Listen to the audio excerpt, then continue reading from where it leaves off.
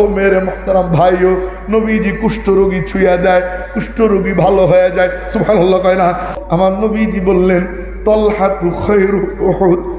তলহার এই পুরো হাতটা ঝাঁঝরা হয়ে গেছিল। ও মিয়ারা, এতটুক হাতে যদি 72টা তিল লাগে, এই হাত কি আর হাত থাকেনি?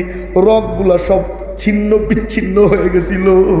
শেষ পর্যায়ে তল্লা এই হাত আর নাড়াইতে পারতো না, পুরো হাতটা প্যারালাইসিস হয়ে গেছিল।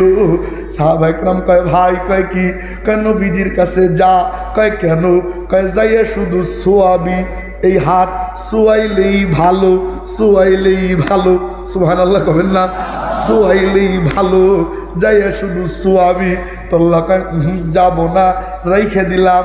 আমিও জানি নবীজি সোয়া দিলে ভালো হয়ে যাবে, কিন্তু আমি যাব না। আমার নবীজির হাত রহমত। ও মেরে মোহতারাম ভাইও, নবীজি কুষ্ঠরোগী ছুঁয়া দেয়, কুষ্ঠরোগী ভালো হয়ে যায়। সুবহানাল্লাহ কয় না?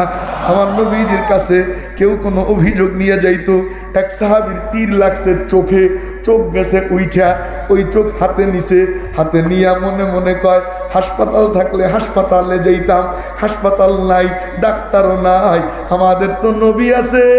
দৌড়াইয়া নবীজির কাছে যায়, যায় কয় গো নবীজি চোখটা ঠিক করে দেন। নবীজি কয় ধৈর্য ধরো, আল্লাহ জান্নাত দিবে। এবার ওই পাগল কয় ও গো নবীজি, আল্লাহর কাছে আমি জান্নাতও চাই, আমার চোখও চাই। সুবহানাল্লাহ সুবহানাল্লাহ। তো নবীজি বল, এই সরব চা খাবো বলছি আমি, যাও। নবীজি বললেন দাও, ওই চোখ হাতে দাও। নবীজি হাতে নিয়া জায়গা মতো লাগাইয়া রহমাতুল লিল আলামিন রহমতের হাত দিয়ে ডলা দেয়, আল্লাহ পাক নষ্ট চোখ ভালো করে দেয়। এক সাহাবী আবু রাফেরে মারতে গেছে, মিথ্যা নবীর দাবিদার, খুব মনোযোগ দিয়েন, মিথ্যা নবীর দাবিদার ওরে মারছে বারিশ চাপা দিয়া, মাইরা ঠাইরা নিচতলায় নামতে গেছে, দোতলা বাড়ি তো, নিচতলায় নামতে গেছে, পা গেছে ভাঙ্গা, পাগড়ি দিয়া পা বাঁধছে, আইসা নবীজির কাছে খোরাইতে খোরাইতে আসছে।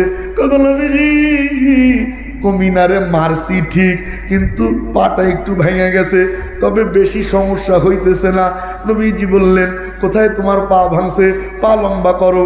পা লম্বা করে রহমাতুল লিল আলামিন রহমতের হাত দিয়ে ডলা মারতে দেরি, আল্লাহ পাক ভাঙ্গা হাত জোড়া লাগাইয়া দেয়। রহমাতুল্লাহি ওয়া বারাকাতু। নবীজির হাতে কত রহমত। ও মেরে মুহতারাম ভাইও, সাহাবা একরাম আয়েশা কয় ইয়া রাসূলুল্লাহ, কয় কি? কয় হালাকাল মাল।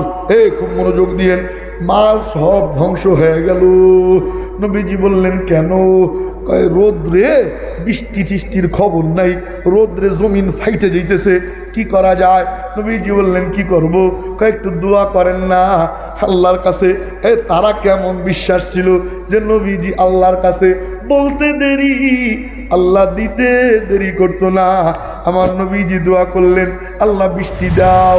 আল্লাহ পাক এমন বৃষ্টি দেয়, সঙ্গে সঙ্গে মেঘ জমা হয়, আকাশ কালো হয়, মুষলধারে বৃষ্টি হয়। নবীজি সেজদা থেকে মাথা উঠায়, নাকে কাদা, কপালে কাদা, জামায় কাদা। সুবহানাল্লাহ কালকে কইেন। একটানা এক সপ্তাহ বৃষ্টি চলে। এক সপ্তাহ পর সাহাবা একরাম আয়েশা কয় ইয়া রাসূলুল্লাহ, কয় কি? কয় গরিকল মাল।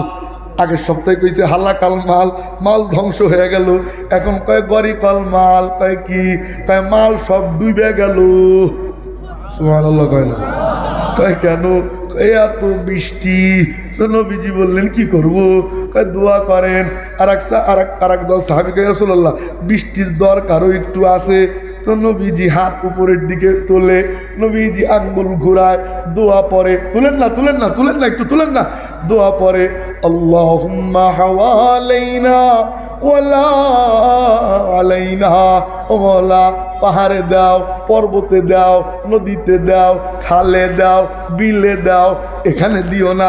সুবহানাল্লাহ সুবহানাল্লাহ। দোয়া পড়তে দেরি, আল্লাহ পাক আকাশের মেঘ দূর কইরা মালিক রুদ্র উজ্জ্বল আবহাওয়া দিয়ে দেয়। তো তলহাও জানে যে নবীজির কাছে যদি যাই, যাইয়া যদি শুধু ছোঁয়া দেই তাইলে হাত ভালো হয়ে যাবে। আল্লাহ কয় দিব না, রাইখে দিলাম। কয় কেন? কয় কিয়ামতের ময়দানে মওলার দেখাবো। ও মালিক দেখো না চাইয়া তোমার নবীজির হেফাজতের জন্য আমি আমার হাতকে প্যারালাইসিস বানাইয়া ফেলাইছি। ও মেরে মুহতারাম ভাইও